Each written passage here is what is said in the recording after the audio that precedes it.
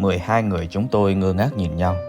Thay vì bị cấm túc một cách nhàm chán như mọi lần, thầy giám thị hắc ám đã thông báo hình phạt lần này của chúng tôi là phải chơi ma sói.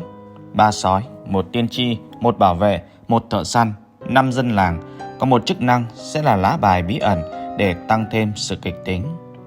Đó có thể là sói, dân làng, thần Cupid, sói nguyền, cậu bé sói.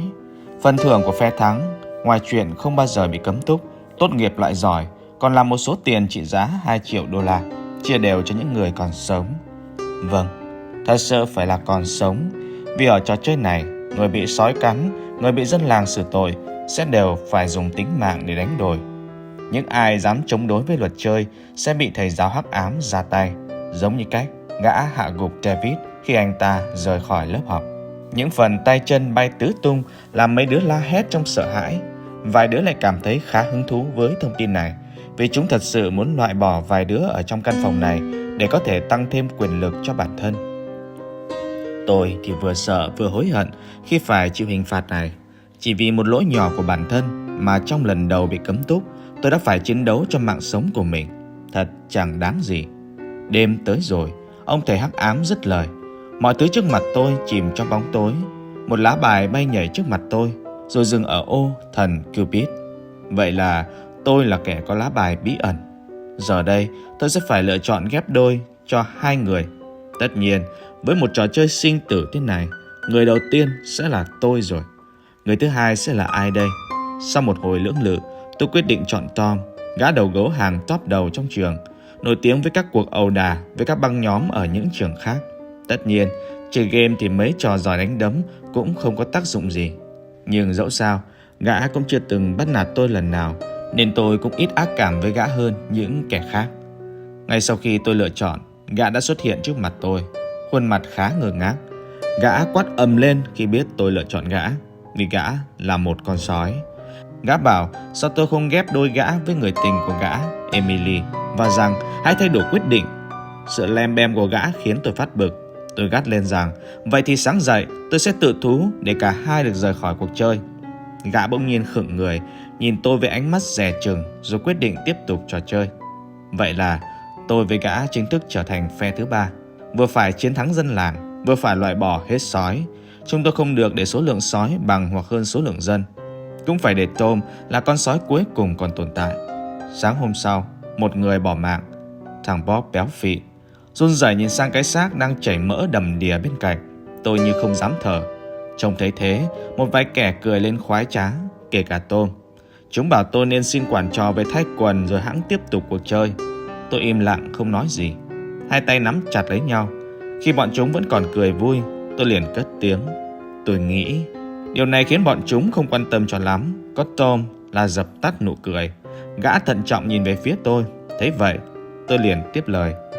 Mình nên thay quần ngay tại đây. Chúng lại phá lên cười như điên. Mary liền lên tiếng. Thật là kẻ thảm hại. Sao thầy cô có thể cho nó vào phòng cấm túc được cơ chứ? Kém cỏi, cũng là một cái tội mà thôi. Jacob cười khoái trá. Nhắc đến bài bí ẩn, không biết nó có chức năng gì nhỉ, nếu không phải là sói. Victor bỗng xanh mặt sau câu nói vạ miệng của bản thân. Những ánh mắt giễu cợt nhìn qua hắn, kể cả là những tên sói khác. Gã lúc nào cũng vậy, luôn nghĩ gì nói vậy, không lo ai đánh giá, vì vốn chẳng ai dám động chạm đến hắn. Lần này gã cũng nghĩ vậy, nhưng mọi người đã chỉ tay vào hắn với khuôn mặt lạnh tanh. Chốt sổ gã ngốc, không biết giữ mồm giữ miệng. Gã bỗng rút một con dao trong người ra và nói rằng sẽ kéo theo những kẻ khác đi cùng. Hắn điên cuồng lao về phía con bé Mary. Thế nhưng ngay khi bị vốt tử, đôi mắt của thầy giáo hắc ám đen kịt lại. Cậu ta bỗng nhiên ngã lăn xuống đất, gào thét vô cùng đau đớn, bàn tay bám chặt lấy cơ thể. Sau đó một tiếng nổ lớn phát ra, toàn bộ cơ thể cậu ta vỡ thành hàng ngàn mảnh nhỏ, bay tứ tung quanh đó. Vậy là còn 9 người. Những người còn lại bắt đầu đi ngủ. Sau khi hóa sói, Tom quay về chỗ của tôi. Sau một hồi im lặng, Tom quyết định chia sẻ với tôi về kế hoạch chơi game. Theo đó, Tom muốn giữ được tôi và cô người yêu cuối cùng. Sau đó, gã sẽ hy sinh để giành lại phần thưởng cuối cùng và duy nhất cho cô ta. Gã yêu cầu tôi chấp nhận. Tôi nhất trí ngay lập tức. Tôi bảo rằng mình cũng không mong muốn rời khỏi cái lớp cấm túc này. Tôi muốn bí mật của mình sẽ chỉ có mình và thầy giáo hắc ám biết. Tôi cũng hỏi hắn ta về con sói còn lại để còn loại bỏ khi cần thiết. Sau một hồi ấp úng, gã bảo đó là Mary. Sáng thức dậy, một sự khác biệt với đêm trước. 2 kẻ đã nằm xuống, người chưa còn lại là 7. Vậy là thợ săn đã chính thức hành trình săn mồi của mình. Thợ săn có vẻ hơi thừa đạn nên bắn nạn nhân hơi nhiều nhát, hoặc đó là cái gai trong mắt của anh ta.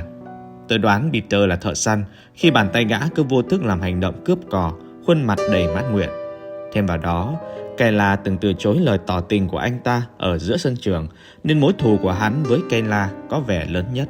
Nghe nói tên điên đó từng vài lần suýt phải vào tù vì làm bị thương người khác. Gia đình hắn đã phải đổ rất nhiều tiền để giúp hắn chạy tội. Nếu treo cổ hắn sáng nay, hắn sẽ kéo theo một người khác. Nếu người đó là dân làng, sói sẽ thắng. Vì vậy, chúng tôi nên lựa chọn kẻ khác. Trong khi tôi đang suy nghĩ, Peter liền đứng dậy và nói dõng dạc: Sáng nay sẽ là kẻ nào dừng cuộc chơi đây?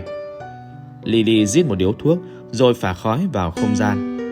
Ai cũng được, mùi của mấy thi thể khiến tao buồn nôn hết sức. Mary cười mỉa. Chắc cô làm chuyện ấy chứ còn ai nữa. Lily dập ngay điếu thuốc. Nếu tao là sói, người chết đầu tiên phải là mày mới đúng, con đàn bà lẳng lơ. Còn hơn loại ngao đá. Hai người lao vào tẩn nhau trong sự ngỡ ngàng của cả đám. Khi Lily tính rút con dao để xiên Mary thì lập tức bị Peter dùng gậy đập thẳng vào đầu, ngã lan ra sàn. Anh ta tính tẩn cô ta thêm một trận thì Tom và Emily xông vào ngăn cản. Tom không may bị Lily lướt con dao ngang qua, làm cậu ta chảy máu be bét. Trận đánh đấm khiến chúng tôi bỏ qua cơ hội được vote và phải tiếp tục đi ngủ ngay lập tức. Đêm ấy, Tom đến chỗ tôi trong thân hình khá tàn tạ. Mary đã quyết định chọn Peter là con mồi để đổ tội cho Lily, nên gã nghe theo. Tôi bỗng nhiên trào dâng một nỗi lo về việc thợ săn sẽ kéo theo ai đây. Nhìn bàn tay đầy vết thương của Tom, tôi quyết định xé áo, băng bó vết thương lại cho Tom. Chúng tôi bất chợt nhìn nhau bằng ánh mắt khó hiểu. Không gian bỗng trở nên kỳ quặc lạ thường. Nhạc tình yêu bỗng chốc phát ra như thể chúng tôi đang là một đôi tình nhân thật sự. Chúng tôi ngượng ngùng tránh mặt nhau. Tôi cũng khuyên anh ta, tùy vào tình hình ngày mai, chúng ta nên bỏ qua vote để Emily của hắn có thể chiến thắng. Hắn ậm ừ cho qua, rồi chúng tôi bước sang một ngày mới. Có vẻ sau cuộc ẩu đả, Lily, Mary và Peter đã dắt tay nhau dừng cuộc chơi. Nghe đồn, Peter từng yêu Mary, nhưng sau đó lại theo cô Lily. Sau đó, gã lại chuyển sang hẹn hò với cô hot girl khác trong trường, nên Lily mới đâm đầu vào tệ nạn. Vậy là chỉ trong một đêm, gã đã hạ gục hai người tình cũ bằng tính năng thợ săn của mình. Emily liền chỉ tay và bảo tôi là sói.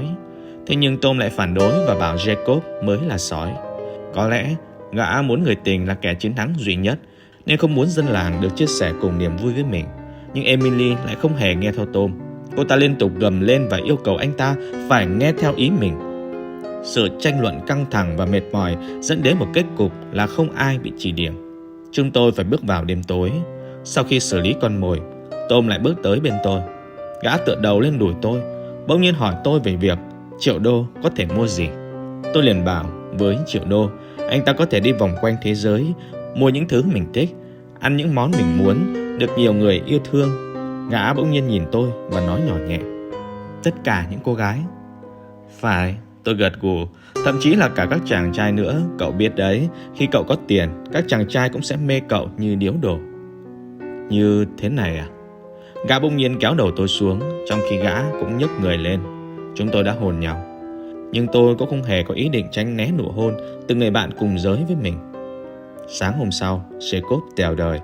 Ba người chúng tôi cũng không còn để ý nhiều đến anh ta, vì giờ đây chúng tôi có cuộc chiến cuối cùng. Emily liền đến trước mặt Tom, giọng nói bực bội: vậy ra anh là sói? Đúng thế. Vậy sao anh lại phải giết hại Jacob, bạn thân của em? Vì em và hắn rủ nhau cắm sừng anh. Nhưng lời cay đắng của Tom khiến Emily khựng người. Anh đã muốn cho em một cơ hội cuối, nhưng em lại muốn bảo vệ Jacob đến vậy. Anh biết em là tiên tri và sớm đã biết anh là sói, nhưng em muốn để em và Jacob chiến thắng nên mới không khai anh ra. Anh nghĩ mình có cơ hội sao? Được thôi, với $1.000.000 tôi có thể kiếm bất kỳ chàng trai nào mà tôi thích. Emily tiến về phía tôi, hất cằm. Mày nghe thấy rồi đấy, anh ta là sói. Vì thế, hãy vote tử cho anh ta, rồi chúng ta chia nhau 1 triệu đô. Cô ta tự tin chỉ tay về phía Tom, nhưng không biết rằng 2 phiếu khác đã chỉ về phía mình. Cô ta như phát điên, gào thét, quát mắng tôi là một thằng ngu, rằng Tom sẽ giành chiến thắng và tôi cũng sẽ bị chết tức tưởi mà thôi. Thế nhưng chiếc thòng lọng chỉ tìm đến mình cô ta. Emily từ ngỡ ngàng lại chuyển sang tức tưởi chua xót khi thấy chúng tôi trao nhau một nụ hôn. Sau đó, ông thầy hắc ám bảo trò chơi kết thúc rồi biến mất. Tiền thưởng lập tức được chuyển tới tài khoản của chúng tôi.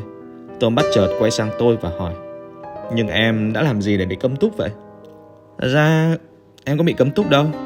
Em đến tìm thầy giáo để trao đổi ấy mà.